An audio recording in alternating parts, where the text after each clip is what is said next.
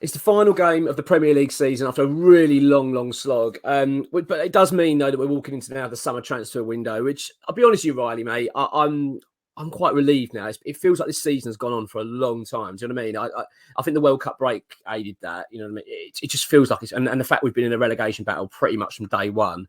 I don't know about you, mate. I'm actually, although don't get wrong, totally focused on the final. But a part of me is really quite looking forward to the summer. Just a bit of a summer breather from football and just look at the transfer market.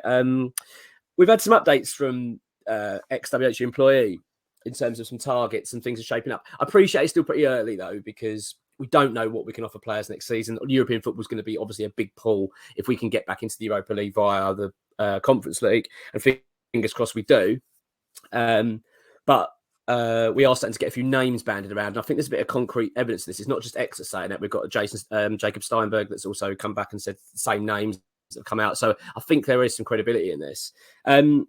First of all, mate, I want to get your opinions on a few of these players that have been mentioned. First of all is Polina of Fulham, a defensive midfielder. I'm going to be honest with you, Riley, mate. I don't know a great deal about him. I've watched him, seen him a few times. It looks a pretty solid player, looks pretty decent. I've seen his statistics. He's a key player for Fulham. 27 years old. He's apparently a lot for him is going to rest on us getting into Europe. First of all, mate, what are your thoughts on him? Because I'm hoping you've got a little bit more knowledge than I do. Well, he made his move to the Premier League this summer. So this is like his debut season. He wasn't with like Fulham in the Championship, so he's obviously had to integrate to the Premier League and to Fulham. Yeah, he's a good player. He's a traditional number 6, no nonsense. He just sort of mops up where he needs to. His long range passing is really good. Long range shooting is quite good as well. He chips in with a goal every now and then. A bit of a penalty specialist as well, but yeah, he's an interesting one for me. I'm not too sold on him exactly. I definitely think he plays well for Fulham in their little system. But you know, I don't know what we want to do. I don't know if we want to go for a number 6 like Declan Rice. You know, the type of player who's going to make that commanding run from the number 6 spot and almost act as like an 8 who then goes deep into a 6. Or if we want to sort of go for someone who's going to be a proper number 6, like a Paulinho or a Kalvin Phillips or, you know, like a Casemiro. Well, to be honest, it's more, you know, Casemiro is more like Rice in the way that he'll make these big, daring runs forward and he'll have to get covered at United. Whereas like someone like Rodri, who just tends to shepherd his own sort of area. So I'm not sure what direction we really want to go, but if we do want to go for a proper number 6 who just, you know, sits deep, mops up the ball, intercepts the ball, plays the ball off, I think he's a good candidate. Age is not on his side, unfortunately. 27. Yeah, he's 27. Yeah, I think Fulham will demand quite a lot of money for him because they've got no reason really to sell him, especially to a club who, you know, if you're a rival club looking at West Ham, there's no reason that you would see yourself as not being able to compete with them if you're a club like Fulham with the way they've just played this season. So they've got no reason. I think another thing, Riley, as well, is the fact that the clubs will now be aware that West Ham, let's just say we do sell Rice for £100 million. The clubs are going to be aware of what we've got in our pocket. I think that could be a problem. So if you like a Fulham, then you might go, well, we would have sold them for 50, but sorry, we'll say 70 now. Well, we know West Ham have got a bit of a few bob. So that could be the case. You see that a lot when clubs know they've got a bit of money to spend. That could play a factor. Definitely.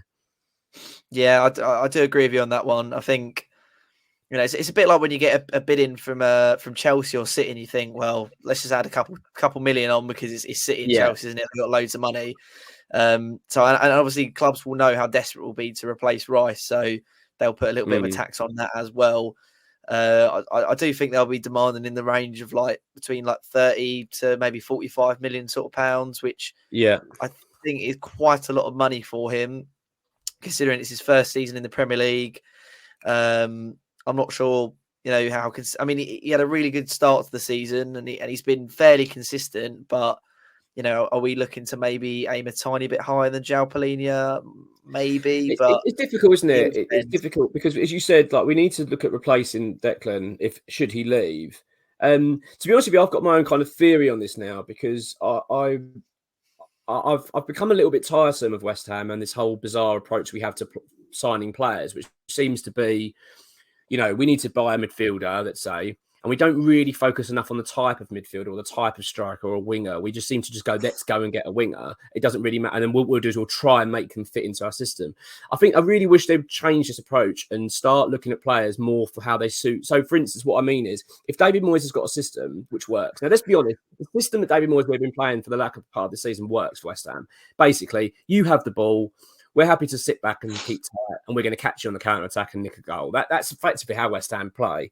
And I don't really have a big problem with it. I know it's not great on the eye. I'm not even moaning about it. But what my point is, it's a system that actually works. We've tried to change it this season. It just didn't work. This whole try and kick the ball, change our style. It just fell flat, hence why we were down the bottom of the league most of the season, in my opinion. So I would rather West Ham look at players and go, right, this is the system that works. Let's buy a player to replace that player. So, for instance, if we want to get a new left-back in, go and get a player like Aaron Cresswell. Go, he can defend okay, he's got good delivery, and he's a relatively around. Just go for a carbon copy. If you're going to go for a new striker, get a carbon copy of Mikel Antonio. Don't go and buy Skamaka for 35 million quid and then go, well, you got to try and run the channels now. And him going, well, I don't do that. That's not my style. And then we're like going, well, this doesn't work. Well, of course it won't bloody work. That's what frustrates me. And I really hope this summer we learn from that and stop doing this approach of just trying to scattergun effectively, buy players that just for to fit them in places. Because what we're trying to do is put, is it round pegs in square holes? That's what I think we're trying to do all the time. But Paulinho, I don't know enough about him, but he seems to tick quite a few of the boxes. I don't think we're ever going to get someone. Obviously, we're not going to be able to replace Rice like for like. That's one player you can't go out and say, go and get another Declan. But what you can do is get a decent midfielder in. You can say, get someone who's reliable, is going to fit our system, is going to sit alongside Paqueta. And as you said, Riley, maybe play that more number 6 role, more holding, don't get forward, just protect Paqueta. Let him go and do the work going forward. And which he does seem to play. I mean, I don't know enough about him, though, in terms of whether Fulham, how he's regarded there. But the fact he plays a lot of the games this season, as you say, the only worry I would say is that his yellow cards. He's got 13 yellow cards this season. That's quite a lot, isn't it, for one season? So that's one I think we need some of that, mate. You look at the table for most yellow cards, and we're bottom of the table. So maybe we need a little bit more grittiness. That's not a bad shout. Yeah, I quite like it. You want a bit more violence. That's what you want. Is that what you're saying? More violence. I wouldn't put it quite like that, but yeah, you do want to put maybe a few more challenges in. If we're bottom of the table for yellow cards, you do sort of seem to think to yourself, "Are we too nice?" And that is something that we've been criticised for in the past. So maybe need a little bit of a bastard in midfield. I like it. One player I'm seriously impressed and really pleased that we're linked with, and this is a player that I would say, if I was West Ham, one of our top targets this summer. And it does seem, again, this seems to be one that's got quite a lot of legs in it. This is Harvey Barnes. I'm a massive admirer of Barnes. Always liked him. I think he's been brilliant. Even prior to joining Leicester, I think we were interested then before he went there, and we were quite keen. But we obviously, typical West Ham, we didn't quite push it enough, and we didn't get there. But it looks as though West Ham are going to be quite the front runners for Barnes. Now, assuming that Leicester get relegated, that is, of course. I actually still think, even if they stay up, that he will probably end up moving on. That's my gut feel. They've had such a poor season. He's probably aching possibly a little bit of a change. 25 years old, Riley. He scored 12 goals this season. He's a winger. I've got to say, left winger, he would be an upgrade for me on Ben Rama. He really would. Don't get me wrong, I'd still keep Ben Rama, but I'd love to have that option. I think if we sign Barnes, he would be our first choice left winger. I think that's exactly what we need. He reminds me actually of Bowen. I think he's got a very similar sort of style to Jared Bowen. It would be effectively. That's my issue. Say it again. That's my issue, to be honest, is that we're signing a player who, for me, is like an inside forward. If you talk about getting carbon copies and not trying to change up the system, Said Ben Rama is not an inside forward. Jared Bowen is an inside forward, and that's why he cuts in so often and is allowed to do what he does. But if we get someone like Harvey Barnes in, who's more of an inside forward, we kind of lose that connection between the left back and the left winger. And you see the way that, say, Ben Rama plays and the way he integrates Paqueta into the team, that sort of link up on the left-hand side, you're going to lose that. So whether Barnes is coming in as a replacement for Bowen, that would be foolish. Why would you have him to come in as a second string? But then you've got Cornet, Ben Rama, Cornell. Yeah. So you're saying then it wouldn't work, and you wouldn't go the system having Barnes and Bowen at the same time operating? Well, I mean, mate, it probably would, to be honest. But I'm just saying it's a changing system for one. So if you're going to have Harvey Barnes and Bowen, you'd want more like a Liverpool system where the striker drops a little bit like Firmino used to. And obviously Skamaka, I think, is perfect for that role. So if we're going to be opting into going for Skamaka, and then we're going to want 2 inside forwards and overlapping fullbacks the same way Liverpool play it.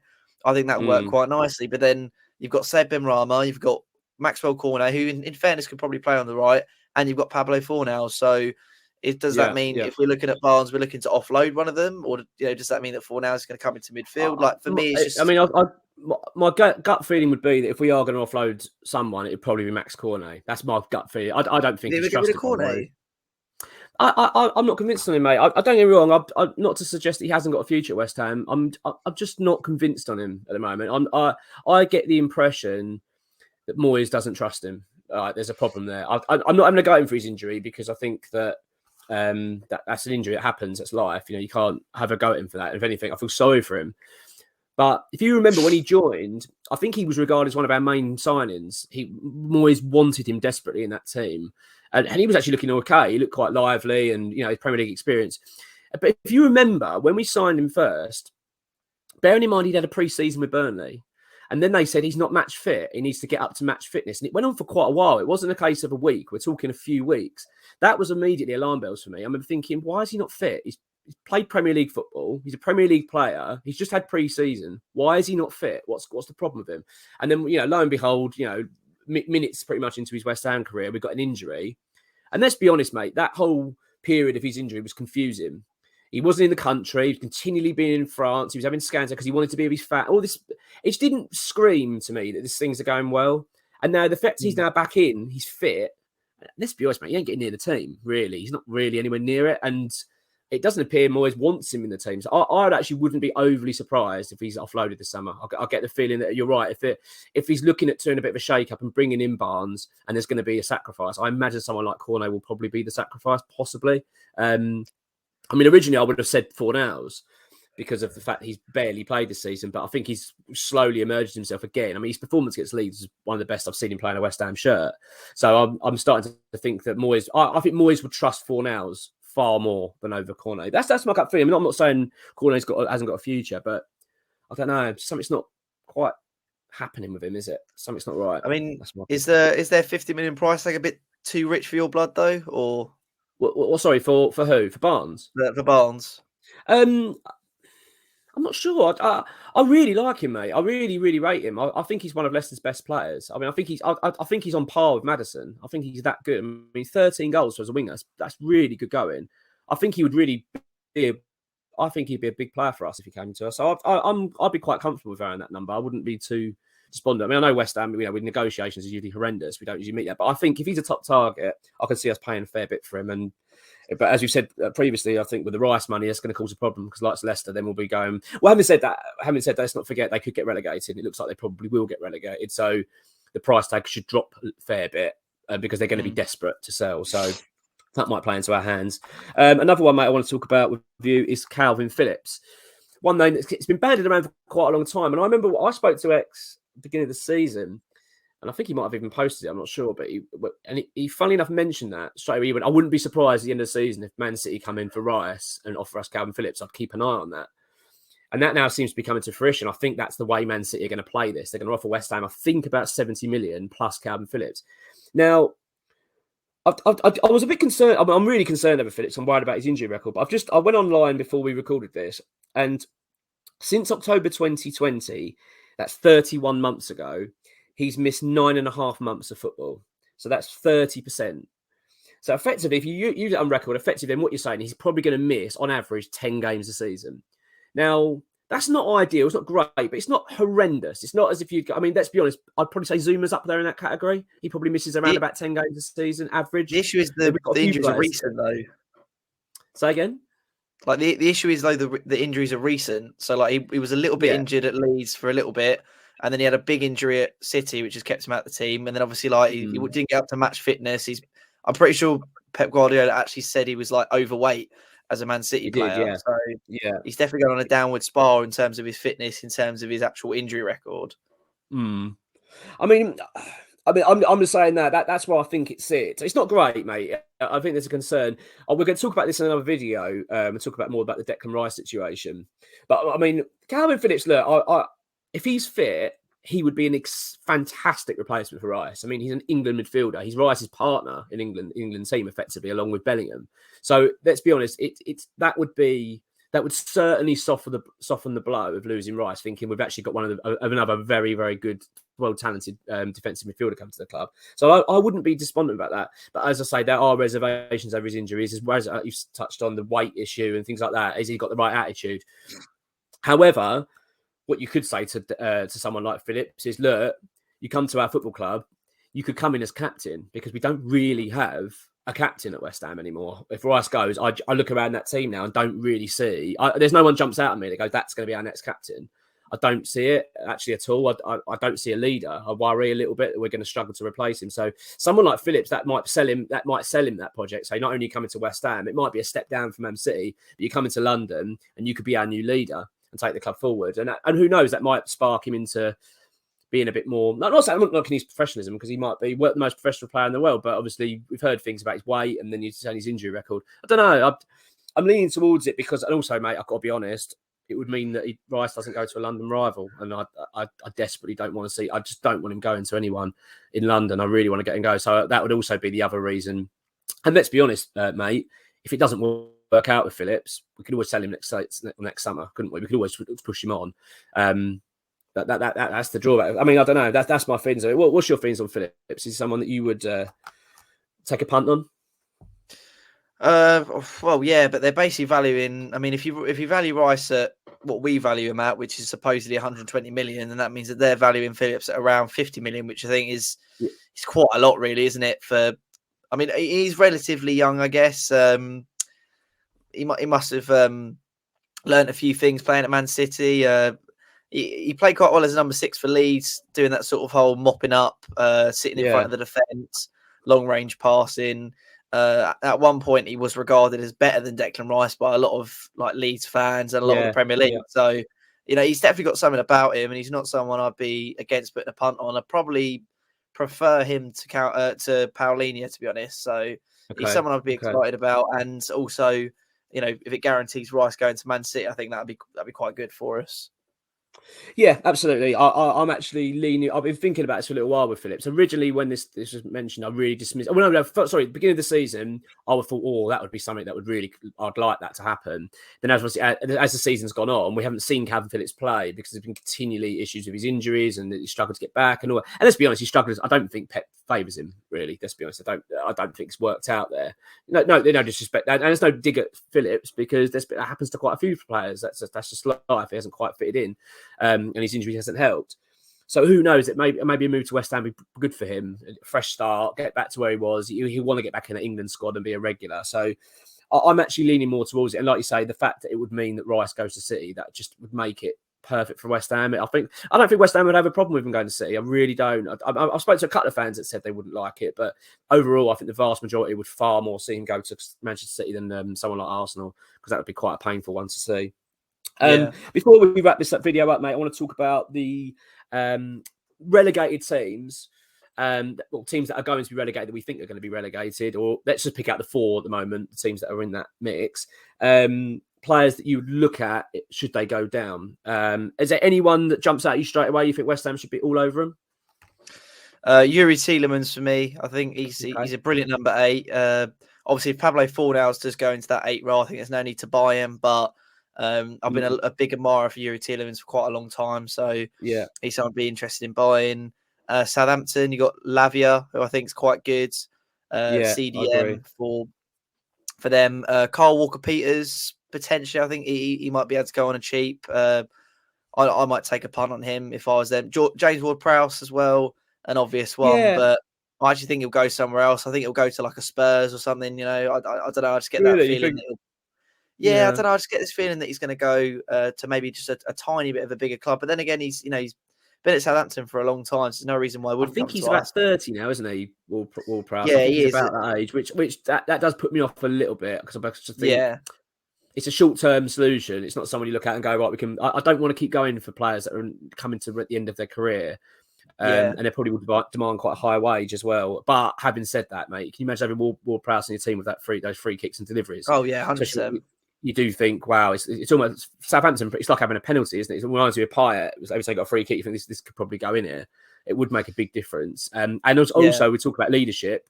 He'd be your ideal captain, wouldn't he? He'd slot straight in as they say, right, you can lead the team for the next few years. So who knows? I mean, that's the only thing that puts me off. Is just wish he wasn't 30. If he was about 26, 27, I'd be all over it.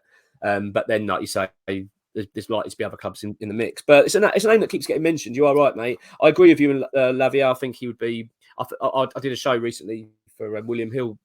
Should be out today, I think.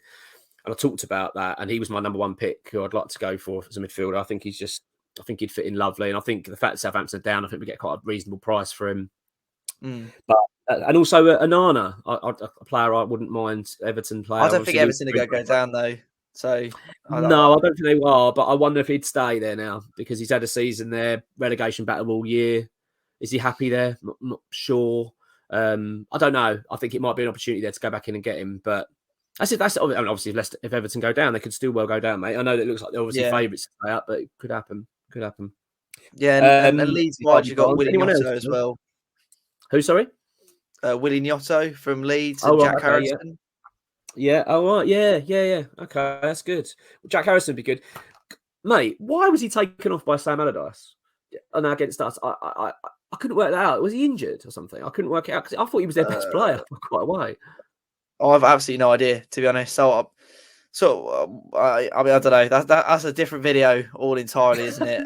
One the world will never see. I just couldn't believe it when I saw it go off. But yeah, no, I'm with you on those names, mate. I totally agree. I think Ward-Prowse, Lavia, there's a few others there, but yeah, it's going to be an interesting transfer window. There's no two ways about it. West Ham are going to be very busy this summer. I think it's going to be a similar overhaul. Actually, I think we're looking at a big spend. Possibly not the same volume of players. Possibly not sort of 9 or 10 players coming in. But I think you're looking at least 6 are going to be walking through the door. So it's going to be an interesting summer. But I like who we're being linked to at the moment. I think it's a bit more like it rather than more homegrown players that we know, Premier League experience.